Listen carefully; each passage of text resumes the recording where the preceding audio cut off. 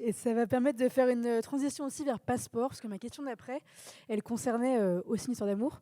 C'est une pièce qui parle d'un sujet un petit peu plus politique aussi, parce que c'est une histoire d'amour entre deux femmes, et ça aborde aussi la PMA. Qu'est-ce qui fait que tu choisis de prendre un sujet un petit peu plus politique, et même avec Passeport, que tu fais des pièces qui se politisent un petit peu aussi? Bah, parce que je suis à court de sujets, quoi. Faut bien que j'aborde des trucs.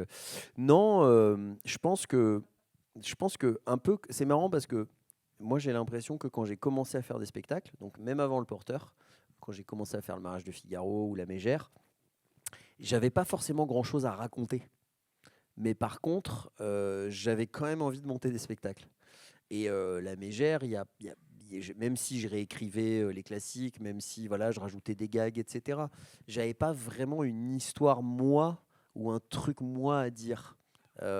Mais par contre, ça m'a permis d'apprendre beaucoup de choses sur la mise en scène, sur comment construire une narration, comment utiliser la lumière, les musiques, les décors, enfin toutes ces choses qui, de spectacle en spectacle, forcément, sont de plus en plus simples, quoi.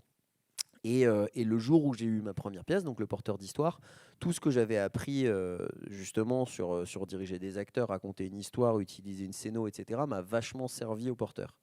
Et puis, bah, au fur et à mesure, euh, voilà, j'en arrive à un moment où je me dis, tiens, j'ai peut-être quelque chose à raconter qui touche à effectivement à un truc un peu plus politique, mais c'est pas parti de là, quoi. C'est pas, je me suis pas dit, tiens, je vais écrire une pièce politique ou tiens, je vais écrire une pièce sur l'immigration. Ça, c'est pas commencé comme ça. Moi, c'est toujours l'histoire qui drive. C'est j'ai une idée et elle reste et elle se développe et elle devient un truc plus long et ok, maintenant j'ai envie de la raconter. Et pendant ce temps de maturation, je vais lire beaucoup de choses sur ce sujet-là. Donc là, en l'occurrence, j'ai lu un bouquin ou deux sur Calais, sur la jungle de Calais, sur comment ça s'était passé, plus des BD, des témoignages, plein de choses différentes. Et à un moment, j'ai fini par lire aussi un bouquin qui s'appelle L'immigration en France, qui est un peu une bible, et un atlas des migrations dans le monde, et plein de choses comme ça. Et petit à petit, ça nourrissait mon imaginaire et aussi mon positionnement. Je me disais, si je dois dire un truc sur le sujet, au moins, il faut que je sois sûr que c'est béton, quoi. Que c'est quelque chose de documenté avec des chiffres à l'appui et pas juste une opinion, quoi. Et, euh, et voilà. Et au fur et à mesure, tout s'est construit. Mais en vrai, ce qui est marrant, c'est que quand j'ai fait Passeport, vraiment, c'est pas une œuvre coup de poing, quoi. C'est pas, enfin pour moi en tout cas, c'est pas un truc où je dis voilà ce que je pense et vous pouvez tous aller vous faire. Non, y a pas ça, quoi. Il y a pas un truc où je dis voilà, vous devez rester à la porte si vous n'êtes pas d'accord avec moi. C'est pas ça. Je pense vraiment que c'est quelque chose d'assez modéré et d'assez simple et d'assez humaniste et un point de vue plutôt pondéré, quoi. Euh, et puis je suis parti, j'ai commencé à faire de la promo et j'ai compris que c'était pas si pondéré que ça, quoi. C'est-à-dire que moi j'avais l'impression d'enfoncer un peu des portes ouvertes, hein, et de dire des choses un peu bêtement de gauche, quoi, enfin, ou humaniste, quoi, juste un peu empathique en fait. Et finalement, ben, le monde a changé et on vit dans un monde où le RN fait 40%, etc. Et donc, c'est pas si anodin que ça de faire une pièce dans le théâtre privé qui porte sur ce sujet et qui a un message plutôt positif. Et voilà. Et donc, je suis plutôt très content de l'avoir fait. Mais c'est aussi, euh, je suis pas sûr que je l'aurais fait en premier. Je pense que c'est important aussi d'arriver à un point où je me dis, voilà, si je fais cette pièce, quoi qu'il arrive, il y aura des gens qui viendront la voir au départ. Donc ça aura un impact, quoi. Ça créera une discussion. Si j'avais fait ça à Avignon en 2005, pas sûr qu'on aurait eu le même impact. Mais ni moi la même maturité pour savoir ce que je veux écrire et pas écrire, quoi. Rappelons quand même que c'est une pièce qui est dans le théâtre privé.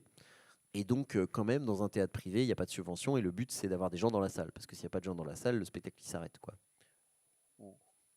Donc, même si je vais faire une œuvre politique, il faut quand même que j'ai en tête que ça doit pas s'aliéner un public, ça doit quand même fédérer un public. Ça doit avoir, on parlait de théâtre populaire, ça reste du théâtre populaire.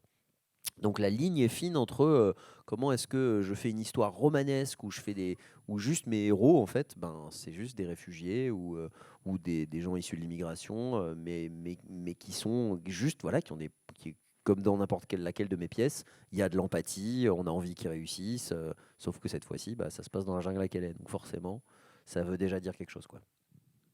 Est-ce que c'est la raison pour laquelle tu dis que tu ne fais pas du théâtre militant? Est-ce que tu as peur de cette étiquette de théâtre militant? Bah, parce que j'ai vu plein de pièces, hein, on a tous vu des pièces. J'ai vu des pièces et j'ai vu des pièces où je me disais, bon, bah voilà, on est tous d'accord, mais en même temps, ceux qui sont pas d'accord, ils viendront pas voir cette pièce, quoi. Moi, ce qui m'intéresse, c'est pas ça. Moi, ce qui m'intéresse, c'est de mettre tout le monde dans la salle. C'est pas de mettre que des gens qui sont à 100% avec une idée, etc. De toute façon, ça n'existe pas. C'est de mettre plein de gens et de dire, OK, maintenant qu'on a vu cette belle histoire et qu'on a tous pleuré, allons en parler là à la sortie, quoi. Allons initier une discussion plutôt que de dire dégagez si vous n'êtes pas d'accord avec moi. Donc pour faire ça, justement, c'est tout est dans l'empathie qu'on y met, quoi. Et effectivement, du coup, les détracteurs, ils diront plutôt oui, bon, c'est une vision un petit peu idyllique de la société. Mais ils diront pas je suis pas d'accord, comment il ose dire ça, machin, je me sens trahi. Mais ce sera quand même le début d'un truc, quoi. Et à l'inverse, pour l'extrême droite ou des gens de droite, est-ce que c'est pas un peu scandaleux comme spectacle? Je sais pas Je si tu as pense déjà pas, eu je pense ces... vraiment pas. Je pense que justement, ce sera pas scandaleux, ce sera le début d'un truc, ce sera quelque chose ce sera peut-être trop gentil dans leur vision, peut-être qu'ils diront ouais, mais bon, tu dresses un portrait vraiment très positif de l'immigration, et donc qu'est-ce que tu veux que je dise exactement? Donc il y a, un- il y a, un- il y a, un- il y a- voilà, quand la finalité, la morale, c'est ça, c'est que si mon reproche, c'est que c'est un portrait positif, alors ce qui est marrant, c'est que tout le public qu'on a eu sur Passeport, et on a fait venir des réfugiés, des assos, et puis tout simplement des gens issus de l'immigration, pour eux, ça pose vraiment pas de problème que ce soit un portrait positif, en fait. Ceux à qui ça pose problème, ben, c'est ceux qui, au final, ont envie que quand même, la morale de cette histoire, c'est que ce soit beaucoup plus dur de venir en France que ce que je fais, et que au final, la morale, ce soit, bah, du coup, venez peut-être pas, si c'est dur. Mais moi, ça me convient pas trop. Au contraire, c'est tellement rare d'avoir simplement une histoire belle, humaniste, avec des héros qui sont pas dans les clichés habituels qu'on a sur l'immigration, quoi. Enfin voilà. Après, vous viendrez voir Passeport.